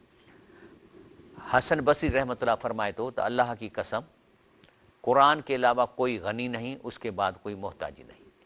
अलाह जे क़ुर खे पढ़ो, माना कयो, इहो तव्हांखे गनी कंदो अलाह जे हुकुम सां, छो त तव्हां अलाह जे हुकुम ते हलंदो ऐं हिन खां पोइ का मोहताजी कोन्हे। तंहिंजे करे रसूल सलम फरमाए थो त अलाह ताला फरमाए थो, या इब्न आदम, ए इब्न आदम, तूं मुंहिंजी इबादत में मशगूल हुजा त आउं तुंहिंजे दिलि खे बेनियाज़ करे छॾींदुसि, लेकिन तूं ईअं न कंदे त मला तूं यदई शुगलनि वलम असुद, पोइ मां तोखे बिज़ी कंदुसि, माना एॾो बिज़ी कंदुसि जो तोखे सुकून नसीबु कोन थींदो। चए थो त तव्हां जेकॾहिं तूं मुंहिंजी इबादत लाइ पाण खे फ़ारिग़ कर, क़ुर पढ़, त मां तोखे गनी कंदुसि ऐं तोखे रिज़्क़ ॾींदुसि आसानीअ वारो। पर जे ईअं न कंदे त पोइ तुंहिंजा मलात या तुंहिंजा हथ मशगूल कंदुसि, एॾा मशगूल कंदुसि जो माना 24 कलाक भॼ भॼां, हे हुनखे टेलीफोन होॾां होॾां वल असुद, ऐं तुंहिंजो गुरबत या फ़िक्र बि दूरि कोन थींदो, न तोखे सुकून मिलंदो, माना सदाईं तूं ॼण पाण खे फ़क़ीर सम्झंदे। तंहिंजे करे इहो आहे, ईअं न आहे त असांखे कमाइणो न आहे, बल्कि अल मोमिन कवियुन ख़ैरून व अहब इलल्लाह मिन मोमिन ज़ईफ़। हज़रत अबी हुरैरा खां रिवायत आहे त रसूल सल्लल्लाहु अलैहि वसल्लम फरमायो सही मुस्लिम में त जेको मोमिन वधीक कमाए थो पर मोमिन आहे त उहो बहितर आहे ऐं अलाह खे प्यारो आहे, उन मोमिन जे मुक़ाबले में सुस्ती करे कमाए नथो, उहा कुल्लुन फ़ी ख़ैर, लेकिन ॿई मोमिननि ॿिन्ही में ख़ैर आहे। अलाह खे उहो वधीक प्यारो, छो ज़कात केरु ॾींदो, ग़रीबनि जी मदद केरु कंदो, सभु वेही रहंदा त हाणे निमाज़ था पढ़ूं, रुगो वेठा आहियूं मस्जिद में, कमायूं कोन था, अलाह रिज़्क़ ॾींदो, न कमाई करणी आहे, लेकिन केतिरी कमाई, इन जे बारे में वरी अचे थो सही मुस्लिम में, कद अफ़लह, बसि उहो कामयाबु आहे, मन असलम, जेको इस्लाम ते आयो आहे, उहा रुज़िक कफ़ाफ़न, एतिरो रिज़्क़ अथसि जो हुनखे पूराई करे थो वञे, व कना अल्लाह बिमा आताऊ, ऐं जेको अलाह सां ईअं ॾिनो अथसि उन ते राज़ी आहे, इहा आहे कामयाबी। बाक़ी अलाह साईं फरमाए थो, मन अरदन ज़िक्री, साॻियो हदीस जे जा में, जेको हिन खे छॾे ॾिए थो, पर इन लहू मईशतनि ज़नका, त उनजी मां मईशत तंग करे छॾींदुसि। मईशत तंग माना हूंदसि अरब बैंक में, पर इंसान जी मईशत उहा आहे जेको खाई हज़म करे, पाए ऐं चोड़े ऐं अलाह ॾे अॻिते मोकिले, इहा आहे इंसान जी इहा मईशत, उनजो रिज़्क़ इहो आहे। बाक़ी जेको अरब रखे थो, इहो अलाए कंहिंखे मिलंदा हिन मरण खां पोइ, दुश्मन खणंदा, धाड़ेल खणंदा, पुट खणंदो, चोरियूं थींदियूं, केरु छा थींदो कंहिंखे ख़बर आहे, पराओ माल आयो। पोइ न शरू योमुल क़यामत आमा, पोइ अहिड़े माण्हूअ खे मां क़यामत ॾींहुं अंधो करे उथारींदुसि, जंहिं हिन क़ुर खे न पढ़ियो ऐं न मालूम की त अलाह छा थो चए। काल रबी लिम हशरतनी ऐं कद कुंत बजे, उते न कंदो क़बर मां, चवंदो अलाह साईं मूंखे अंधो छो करे उथारियो थी, मां दुनिया में अंधो त कोन हुउसि, मां त सियारो हुउसि। त अलाह चवंदो काल कज़ालिक आतत का आयात न फस नसीता, चए थो तोखे असां क़ुर ॾिनो, आयतूं ॾिनियूं, तो हुनखे विसारियो, कज़ालिकल यौम तुनसा, तंहिं करे अॼु तोखे विसारियो आहे। तंहिंजे करे जेको अचे थो न, त हीउ जेको रमज़ान जी फज़ीलत आहे, शहर रमदान लज़ी उनज़िल फ़ीहिल क़ुर, उहा आहे हिन में क़ुर नाज़िल थियो आहे। वरी चए थो शहर रमदान लज़ी उनज़िल फ़ीहिल क़ुर हुदन लिनास, जंहिंमें माण्हुनि जे लाइ हिदायत आहे, व बईनात मिल हुदा, माना आसान माना वारा हिदायत जा इन में तरीक़ा आहिनि, वल फ़ुरक़ान, ऐं फ़र्क़ु करो था त हीउ कयो, हीउ न कयो, हीउ करिणो आहे, हीउ न करिणो आहे। फ़मन शहद मिनकुम, पोइ जेके तव्हां हिन रमज़ान जे महीने में जेरायो शहर फल यसमू, त तव्हां रोज़ा रखो।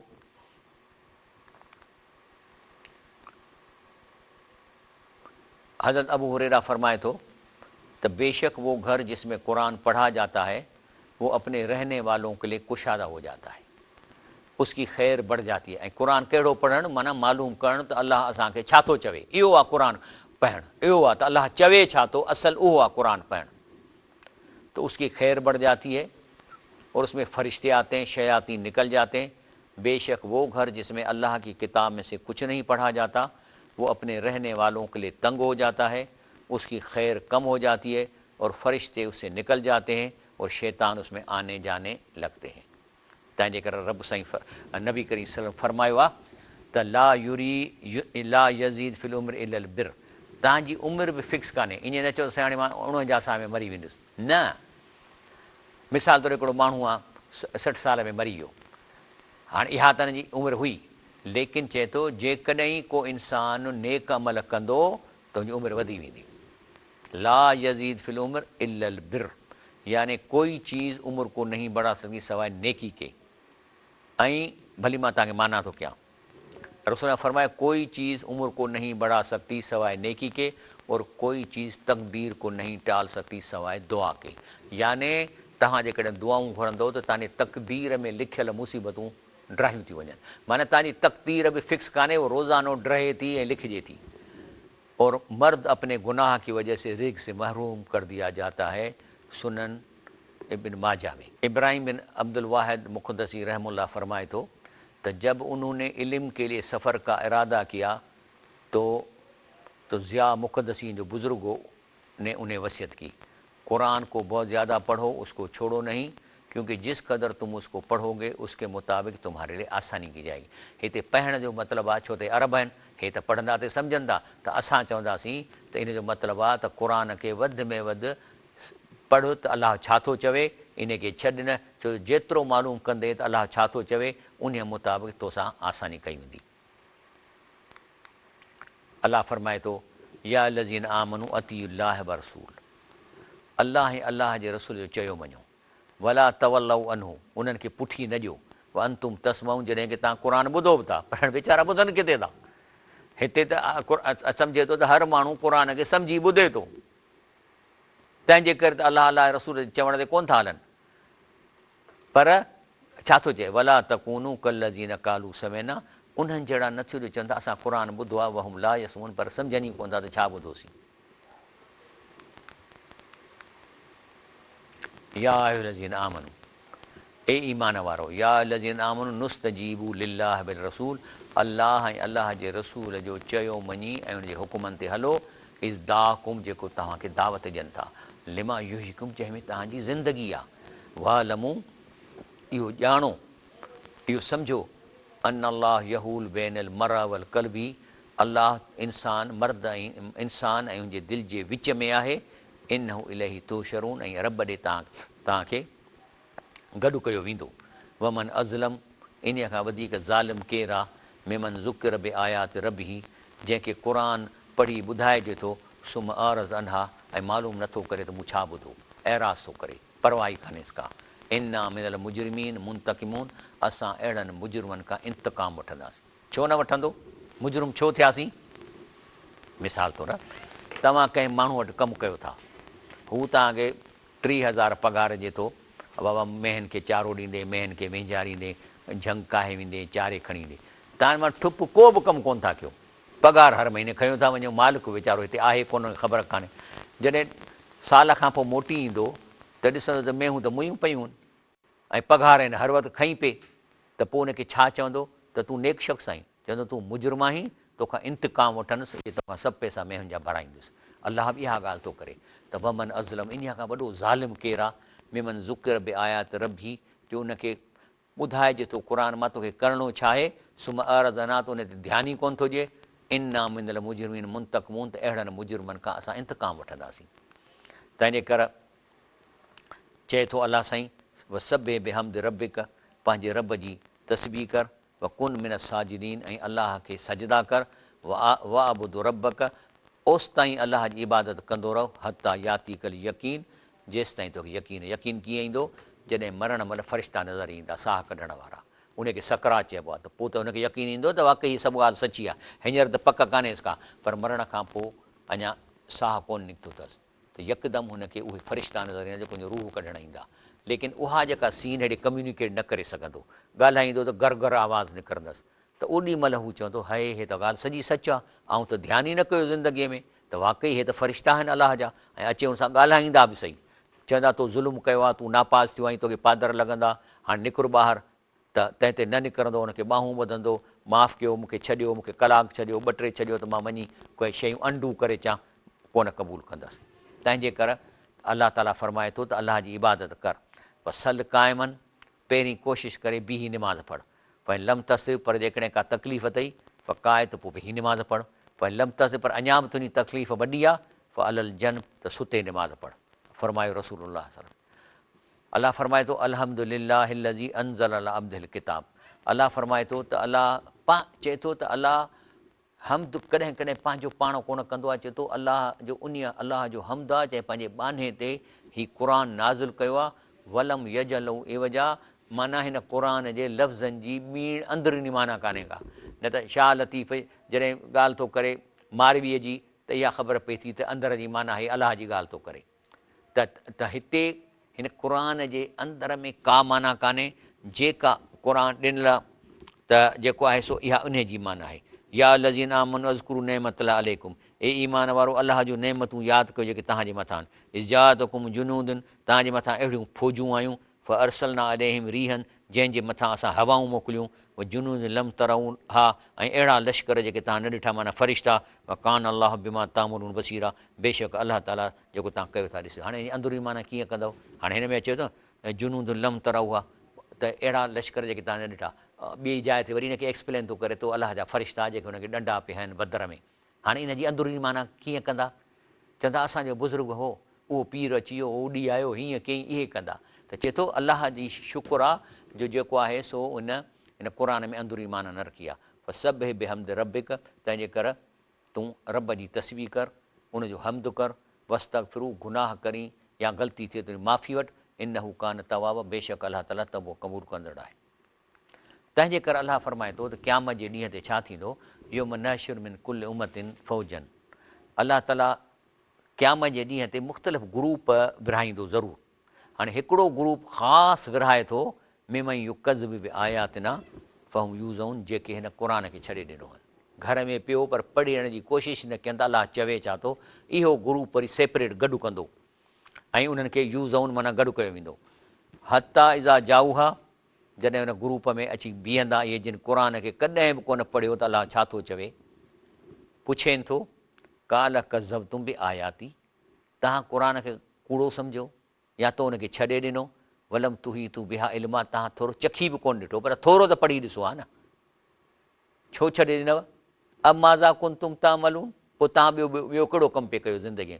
आऊं तव्हांखे मोकिलियो, खीर ॾिना, मखण ॾिना, छा मां तव्हांजो ग़ुलाम आहियां छा जो मूं तव्हांखे सभु शयूं ॾिनियूं आहिनि? मां तव्हांजो मालिक आहियां, ख़ालिक़ आहियां, इहे शयूं ॾिनियूं मां, पोइ माना इहे मुफ़्त में पे खाधव, पर इहो मालूम न कयव त मूंखे केरु थो खाराए, कंहिं न दुनिया ठाही आहे, मां साह कीअं थो खणां, पुट कीअं था ॼमनि, धीअूं कीअं थियूं ॼमनि, पोइ इन त इहा मालूम ई करण जी कोशिशि न कई त अलाह छा थो चए जेके हिन क़ुर में अमाज़ा कुंतुम तामलून, बाक़ी ॿियो तव्हां छा पे कयो? चए थो अलाह साईं वकाल कोल लहम, इहा ॻाल्हि हिन ॻीचीअ में फासी पवंदनि, बिमा ज़लमूं, छो त हिन वॾो ज़ुल्म कयो, फ़म ला यंतक़ून, ॻाल्हाए कोन सघंदा। तंहिंजे करे ब्रेक वठूं था, अॻिते ॿुधायां थो, छाकाणि त असां नबी करीम सल्लल्लाहु अलैहि वसल्लम जी जेका चोथों वाजिबात हिन क़ुर खे चंबड़ी पऊ हुन क़ुर थियल, उन ते ज़िक्र करे रहिया आहियूं। ब्रेक ते वञूं था इंशाअल्लाह।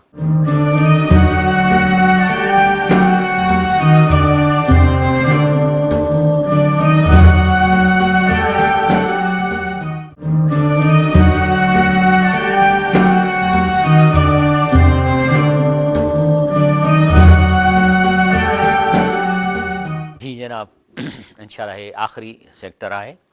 ॻाल्हि हले पई त असां जेको मौज़ू इहो हो त रसूलुल्लाह सल्लल्लाहु अलैहि वसल्लम जा असांजे काइनात जे मथां, बल्कि इंसान ज़ात जे मथां 4 अहसान आहिनि, ऐं असां खां वरी चइनि वाजिबात जी रिक्वायरमेंट आहे अलाह जे रसूलुल्लाह सल्लल्लाहु अलैहि वसल्लम जे बारे में। इन जे बारे में आख़िरी जेको असांजे मथां वाजिबु हो त क़ुर ते हलूं। जॾहिं जेके माण्हू क़ुर ते न सम्झण जे करे फेल थींदा, जहन्नम में वेंदा, ज़ाहिरा फेल थींदा। हिन पेपर में पास कीअं थींदो जेकॾहिं कोर्स पढ़ंदो ई कोन, त केॾांहुं पास थींदो माण्हू? तव्हां इंटर जी केमिस्ट्रीअ में बिना किताब पढ़ण जे वेहंदो, पास थींदो? त पोइ इहे जॾहिं जहन्नम में वेंदा, उहे माण्हू जिन अलाह जे क़ुर खे सम्झो ई कोन ऐं ज़िंदगी गुज़ारे विया, त पोइ अलाह जो रसूल उन जे बारे में चवंदो, काल रसूल या रबी, ए रब साईं, इन को मितख़ज़ू हाज़ल क़ुर महजूर, इहे जेके आहिनि न सभई, इन्हनि मुंहिंजी उम्मत जा इहे माण्हू क़ुर खे छॾे ॾिनो आहिनि। अलाह फरमाए थो, किताबुन फुस्सिलत आयातूं, चए थो हिन क़ुर में आयतूं असां सवलियूं करे सम्झाइनि, क़ुराननि अरबियन, अरबी ज़बान में, लेकिन इन जा तर्जुमा माण्हू कंदा, छाकाणि त हीअ आसानीअ सां सम्झायूं आहिनि, तर्जुमो आसान थी वेंदो, लिक़ौमी यअलमून, उन्हनि लाइ जेके ॼाणनि था। तंहिंजे करे कंहिं चयो आहे त काश में क़ुर के अलावा और किसी चीज़ में मशगूल न होता, तालकमल क़ुरान व सुन्नत मां कढियो आहे, त काश में क़ुर के अलावा और किसी चीज़ में मशगूल न होता। अल्लाह फरमाए थो, इन्ना नहु नज़लना ज़िक्र व इन्ना लहू हाफ़िज़ून, हिन क़ुर खे असां नाज़िल कयो आहे ऐं असीं इन जी लफ़्ज़ लफ़्ज़ ज़ेर ज़बर जी हिफ़ाज़त चऊं था। अलाह चए थो असां कंदासीं। तंहिंजे करे जेकॾहिं असां जेके चए थो नबी करीम सल्लल्लाहु अलैहि वसल्लम त मन अराद दुनिया फ़इलही बिल क़ुरान, जेको चाहे थो त मूंखे दुनिया में कामयाबी थिए त उहा बि हिनखे क़ुर सां तालुक़ रखण जे करे थींदी। वमन अराद अल आख़िर फ़इलही बिल क़ुरान, ऐं जेको चाहे थो भई आख़िरत में कामयाबी मिले उहा बि क़ुर खे सम्झणु अमल करण सां मिलंदी। वमन अराद हिमा जे चए थो असांखे ॿई फ़ाइदा मिलनि दुनिया ऐं आख़िर जा, मा फ़इलही बिल क़ुरान, त उहे बि हिनखे क़ुर खे सम्झण ऐं अमल करण सां मिलंदा। तंहिंजे करे जेकॾहिं असांखे का तकलीफ़ आहे, बीमारी आहे, बर्बादी आहे, परेशानी आहे, उहो क़ुर खे छॾण जे करे आहे। शाह लतीफ़ छा थो चए, तूं त हैं तबीब वटि, तबीब अलाह वटि, तूं अलाह वारो हैं, तो कीअं जी जॾो कयो, हे तूं कीअं बीमार थिए, छो टेंशनूं अथई, छो परेशानी, छो निंड नथी अचई, तो कीअं पंहिंजे जीअ खे जॾो कयो। सुती माना इलाज, सुती जा सूर जी असुलु हुई उन्हनि वटि, ही सुती आहे न सूर जी, चए थो तूं त अलाह वटि तबीब वटि, तो कीअं जॾो कयो, सुती जा सूर जी असुलु हुई उन्हनि वटि, पर तो में का घटि, न त हू त सालिका सूर जा, तो में घटि तो हुनखे पढ़ियो ई कोन। उन खां पोइ हज़रत हसन बसरी रहमतुल्लाह फरमाए थो, इन हाज़ा क़ुरान कद करह अबीद व सुबियान, हिन खे असांजा नौकर बि पढ़ंदा, ग़ुलाम पढ़ंदा, नौजवान पढ़ंदा। ला इल्म लहुम बि तावीली वमा तदबुर आयाती इल्ला बि, ही इन जी तफ़सील हिननि खे ख़बर ई न आहे आयतुनि जी, यानी तावील माना तफ़सीर वॾी वॾी, त किथां आई, कीअं आई, किथां लथी, कंहिंजे मथां लथी, इन्हनि खे का ख़बर कान्हे। लेकिन हिननि जो क़ुर खे सम्झण जो रिज़ल्ट आहे इतबा उन ते हलनि था क़ुर ते, बसि। असांखे चवंदा शान नज़ूल हीअं थियो, हेॾां लथो, हीअं थियो, हीअं थियो, वठी ड्रेग थींदी आहे, छो त इन्हनि वीचारनि खे कान्हे का हिन तावील जी ख़बर कान्हे का, पर हिननि जो जेको अमल कनि था न क़ुर ते, इहो ई इन्हनि जी तदबुर आहे क़ुर ते। तंहिंजे करे हे हिकिड़ो शेर आहे फ़ारसी में जो तर्जुमा, ए वो शख्स या कौम जिसे हामिले कुरान अजीम होने पर फ़ख्र है, कब तक हुजरों में मुकीम रहोगे और कुरान पर नाज करते रहोगे, उठो और दुनिया में दीन हक़ के असरार व रम उसको आम करो। तफसीर फ़ी ज़िलाल कुरान में सैयद कुतुब शहीद चए तो वो लोग जो हुजरों में बैठ कर कुरान की मानी तलाश करते हैं, हे मां तफ़सीर मां कयो आहे, ॾिसो मां का बि ॻाल्हि पंहिंजी हिते हिकिड़ी किथे कोन लिखो आहे त शफ़े लाॻो ईअं थो चए। वो लोग जो हुजरों में बैठ कर कुरान की मानी तलाश करते हैं और अहयाल इस्लाम के अमलन जदोजहद नहीं करते, वो कुरान की मस फ़नी तालीम हासिल करते हैं। फ़नी तालीम, शान नज़ूल छा आहे, हीअं ग्रामर कीअं आहे, हीअं कीअं, और महज बयान की हद तक उसके साथ माना बयान कंदा, पर सीधा हीअं थियो हीअं थियो, वो कुरान की हकीकत रसाई नहीं पा सकते। ऐसे लोगों का फ़हम कुरान महज जामिदा माना डायनामिक ना है और अमली ज़िंदगी से बहुत दूर है।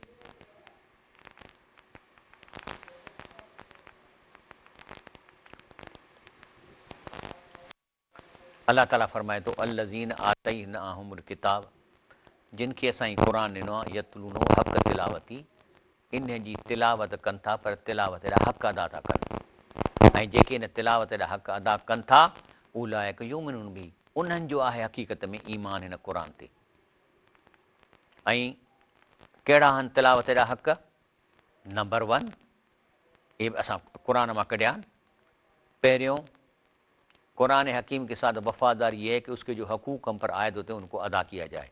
पहिरियों ईमान लाना, ॿियों तिलावत करना, टियों समझ कर पढ़ना, चौथों अमल करना और पंजों दूसरों तक पहुँचाना। यानी असल में जेकॾहिं तबलीग करणी आहे त क़ुरान पहुचाइणो आहे, अलाह जो क़ुरान ॾेखारे पहुचाइणो आहे। तंहिंजे करे इब्न मसूद रज़ी अल्लाह फरमाए थो, क़ुरान को शहर की तरह गा कर न पढ़ो, माना वॾा सुर न कढो क़ुरान मां, माना ॻाइण वांगुरु, न ही उसे रद्दी खजूर की तरह फेंको, उसके अजायबात के पास ठहर जाओ, उसके साथ दिलों को हरकत दो, तुम में से किसी की फ़िक्र ये न हो कि सूरत ख़त्म, माना तकड़ तकड़ हाणे आयत ख़त्म कया, आस्ते आस्ते पढ़ो, उनजे मानाउनि ते ग़ौर कयो, जे उनजे अजबनि ते ग़ौर कयो। त इब्लीस छा थो चवे पंहिंजे चेलनि खे जॾहिं हुन मीटिंग ख़त्म थी थिए, चए थो मस्त रखो ज़िक्र फ़िक्रे सुबुह गाई में उसे, माना सुबुह शाम रुगो तस्बीह पई हले, पुख्ता तर कर दो मज़ाज ख़ानकाही में उसे, हिननि खे ख़ानकाही निज़ाम ॾियो, बाक़ी हे जेके आहिनि से क़ुरान ते अमल करे ऐं मुआशिरे में तब्दीली वारो कमु न कनि। अलाह फरमाए थो तो हसन बिन अली रज़ा फरमाया, जो तुमसे पहले थे वो कुरान को तुम्हारे रब के पैगाम समझते थे और वो रात को गौर फिक्र करते और दिन में उसका जायज़ा लेते। माना हे जो कुरान आहे इहो हसन बिन अली रज़ी अल्लाह अन्हुमा फरमाए थो त ही कुरान अल्लाह जो पैगाम आहे। ऐं घणा पैगाम आहिनि, जंहिंखे हाणे अॼोके दौर में छा था चऊं SMS, माना मोबाइल ते SMS ईंदो आहे न, ही 6600 SMS आहिनि अल्लाह जा तोॾे। तव्हां ॾे कोन थो चवां, तोॾे जेको ॿुधे वेठो अल्लाह तोसां तोॾे 6600 SMS कया आहिनि किताबी शिकिल में, पर मोबाइल ते बि क़ुर माना सां अची वियो आहे। इहे 6600 तोखे हिकिड़ो नथू गेरो उड़ियो थुड़ियो तोखे मोबाइल करे थो निंड मां उथी ॾिसंदे छा थो चवे। ऐं जेको अलाह जल जलाल हू तव्हां ॾे 6600 पैगाम मोकिलिया आहिनि, जेको हसन बिन अली रज़ी अल्लाह अन्हुमा फरमाए थो त इहे SMS आहिनि। त इन खे राति जो इन SMS खे गौर फिक्र करे ॾींहं में जो जाइज़ो वठि त मां ते अमल कीअं कयां। असांखे खपे त हिननि खे सम्झूं त अलाह छा थो चए। माण्हुनि जा मुख़्तलिफ़ क़िस्म आहिनि। रसूल सन फरमायो, अन्नास मादिन, माण्हुनि में इंसाननि में बि मुख़्तलिफ़ क्वालिटीअ जा माण्हू आहिनि।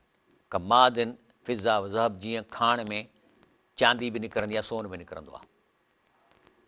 ख़यारूं फिल जाहिलिया ख़यारूं फिल इस्लाम इज़ाफ़ा कहूं, चए थो जेके इस्लाम खां अॻु में इहे सोन ऐं चांदी हुया, इस्लाम में अचण खां बि इहे पोइ सोनो चांदी थींदा, माना हाई क्वालिटीअ जा शख़्स थींदा। इज़ाफ़ाऊं पर इहो तॾहिं थींदा जॾहिं हिनखे सम्झंदा क़ुर खे। ऐं इहे जेके माण्हू आहिनि से अलाह करे असां उन्हनि मां थियूं। तंहिं करे अलाह फरमाए थो, किताबुन अंज़लनाहु इलैका मुबारकुन, असां ही क़ुर मोकिलियो आहे तव्हां ॾे, इन में बरकत आहे। लियदब्बरू आयाती, त हिन जे क़ुर जी आयतुनि खे सम्झी सम्झी सम्झी पढ़ो। वलियतज़क्कर उलिल अलबाब, ऐं इन खे चङी तरह सम्झणा जेके ॾाहा हूंदा, उलिल अलबाब। जेको माण्हू क़ुर खे सम्झी पढ़े थो अमल सां, उन जो नालो आहे उलिल अलबाब। तंहिंजे करे इब्न मसूद रज़ी अल्लाह फरमाए थो, जब तुम इल्म का इरादा करो तो क़ुरान को कुरीदो, यानी क़ुरान खे सम्झो त छा थो चए। छो त इल्मु तोखे हिन में वेंदो, क्योंकि यकीनन इसमें पहलो और पिछलो इल्मु आहे। माना हाणे मां हिनखे सिंधीअ में सम्झां, चए थो जेकॾहिं तव्हां चाहियो था त तव्हां इल्म जो इरादो कयो त क़ुर खे सम्झी पढ़ो, छो त हिन में जेके अॻियूं क़ौमूं आहिनि उन्हनि जो बि अहवाल मौजूदु आहिनि, ऐं जेके ईंदड़ हवाल आहिनि उहे बि मौजूदु आहिनि। इहो बाक़ी इन खां वधीक इल्मु कहिड़ो थींदो। जेको असांजे मौजूदु आहे उहो त असांखे इल्म जी ख़बर आहे, त हींअर ट्रेन अचे थी, हींअर फलाणे टाइम ते ईंदी, नवाब शाम ईंदी कर, इहो असांखे सॼो ख़बर आहे। लेकिन जेको अॻियनि क़ौमुनि जो इल्मु हिन क़ुर में आहे, ऐं जेको अॻिते थियण वारो आहे इन क़ुर में आहे। तंहिंजे करे क़ुर खे पढ़ो त तव्हां आलिम थींदव, जो तव्हांखे अॻियों हाणोको ऐं ईंदड़ इल्मु तव्हांखे हासिलु थींदो। बाक़ी जेकॾहिं तव्हां अलाह जे क़ुर खे न पढ़ंदव त अलाह वटि ॿ फैसिलिटीज़ आहिनि। हिकिड़ा माण्हू जेके अलाह जे क़ुर खे पढ़ी सम्झनि था, त पोइ अलाह ताला एज़ अ बोनस जे लाइ हुन जे मथां फ़रिश्तो मुक़ररु थो करे, जेको हुन सां गॾु हूंदो। हिनखे ॾिसण में कोन ईंदो, पर हू हर वक़्तु हुनखे नेकीअ जो हुकुम कंदो। का बुराई कंदो त ड्रिजारींदुसि, न न न ईअं न कजांइ, इहो ग़लति कमु आहे। माना हुनखे फील थींदो, गिल्टी फील कराईंदो, ऐं नेक कम में हुनखे अॻिते वधाईंदो। पर जेको अलाह जे क़ुर खे ज़िंदगी में पढ़े ई कोन थो त अलाह छा थो चवे, त वरी अलाह उन ते मुक़ररु थो करे, वमन यअशुन ज़िक्र रहमान, जेको क़ुर खे दूर थो थिए त अलाह ताला उन जे मथां छा थो करे, नुकैज़ लहू शैतानन फहू लहू करीन, त उन जे मथां जिन शैतान मुक़ररु थो करे, जेको उनजो यार थी थो वञे, गॾु थो हलेसि, ऐं ॾिसण में कोन थो अचे। पोइ उहो छा कंदो, बुराईअ खे मुज़यन कंदो। छा चवंदो, अबा ज़ना, ठीकु आहे, पैसो आहे न त करे सघिजे थी, भला जेकॾहिं उहा अॻी राज़ी आहे त तोखे कहिड़ो फ़ाइदो आहे, हू ज़ोरी त कोन थो करी, हल। ऐं माण्हू बि कोन ॾिसंदा, अहिड़े नमूने सां आइडियाऊं ॾींदो। या जेकॾहिं तव्हांखे चवंदो ज़कात, बाबा हाणे ज़कात ॻाल्हि आहे न, ज़कात कंहिंखे ॾियूं, हे माण्हू सभु ठग आहिनि। हे जेके वठण वारा ग़रीब आहिनि न, इहे वरी पंहिंजो जेको आहे हरू भरू अचे था, मथो खाइनि था, असां ग़रीब आहियूं, आहिनि हिन वटि सभु कुझु आहे, तूं हुनखे ज़कात न ॾे, ईअं ॾींदो।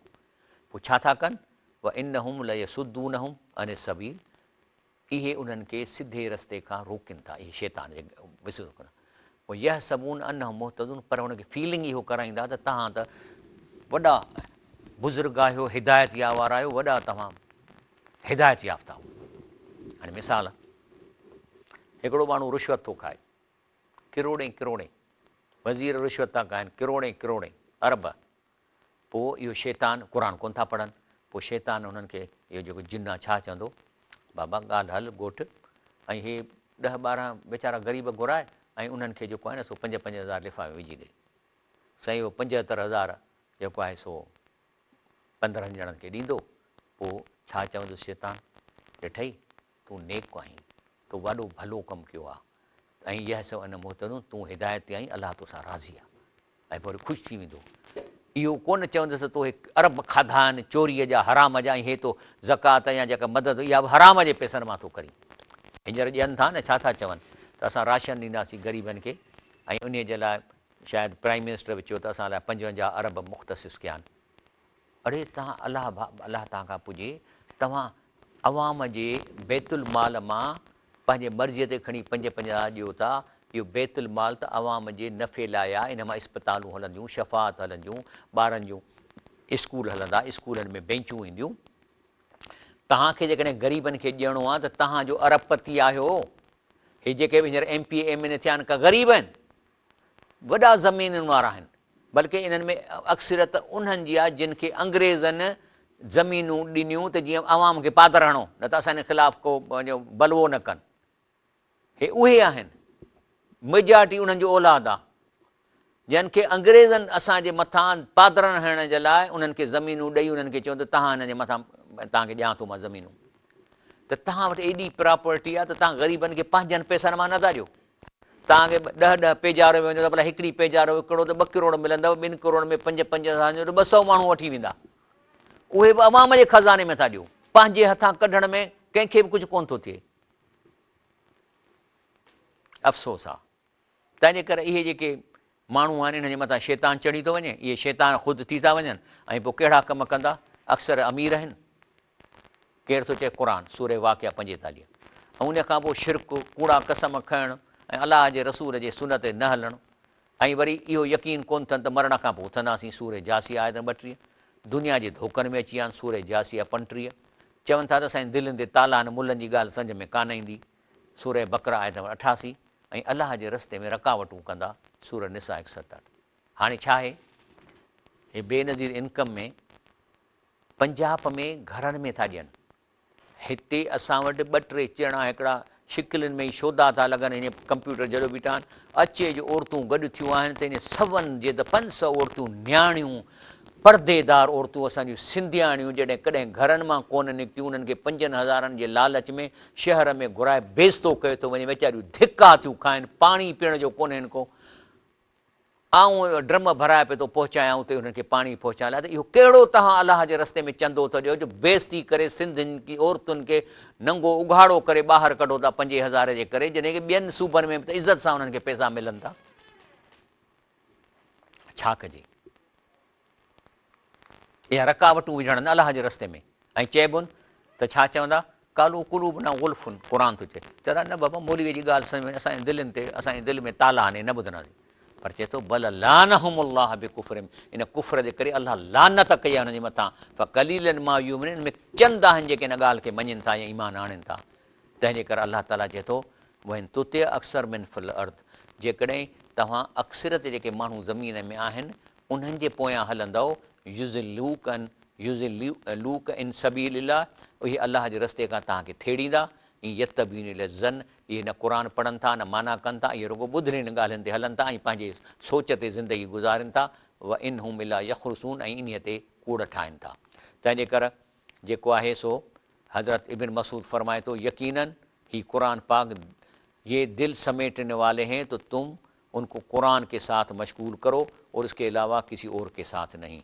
शाह लतीफ़ चए थो अख जेको चए थो अक्सर जे पोयां न, अख उल्टी धार वऊं उबतो आमसी, जे लह वारो लोक वहे त तूं ऊचो वह ओभार, मंझा नूह निहार पर पुठीरो पिरीअ ॾे, जेको आहे सो तूं रब ॾे तुंहिंजी तवजह हुजे, बाक़ी माण्हुनि खां उबतो वञ। तंहिंजे करे छो इन लाइ त अलाह फरमाए थो अम तहसबु अन अक्सरहुम यसमऊन ओ यैकिलून, तव्हां सम्झो था त अक्सरियत क़ुर खे सम्झी पढ़े थी ऐं यैकिलून, ऐं उन ते अकुल रोड़ाए थी। त अलाह छा थो चए, इन हुम इला कल अनाम, बल्कि जेको इहो कमु नथा कनि, अलाह चए थो जानवर आहिनि, बल हुम अज़ल सबीला, पर जानवरनि खां बि ज़लील आहिनि, हे उहे आहिनि न जिन खे वाड़ में वेठा आहिनि ऐं ॼण कनि था।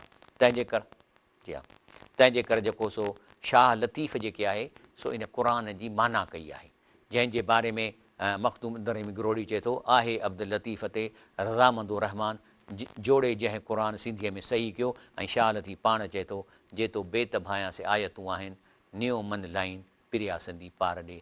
अलाह ताला असांखे तव्हांखे हिन अलाह रसूलुल्लाह सल्लल्लाहु अलैहि वसल्लम जिन चइनि वाजिबात ते हलण जी तौफ़ीक़ फ़रमाए। अलाह ताला असांखे हिन क़ुर खे सम्झी पढ़ी तौफ़ीक़ फ़रमाए। हिन रमज़ान शरीफ़ में असां क़ुर सां पंहिंजो तइल्लुक़ क़ाइमु कयूं ऐं राति जो निंडियूं फिटाए असां क़ुर खे पढ़ूं त अलाह छा थो चए, सुभान रब्बिक रब्बिल इज़्ज़ति अम्मा यसिफ़ून वसलाम अलल मुरसलीन वल्हम्दुलिल्लाहि रब्बिल आलमीन।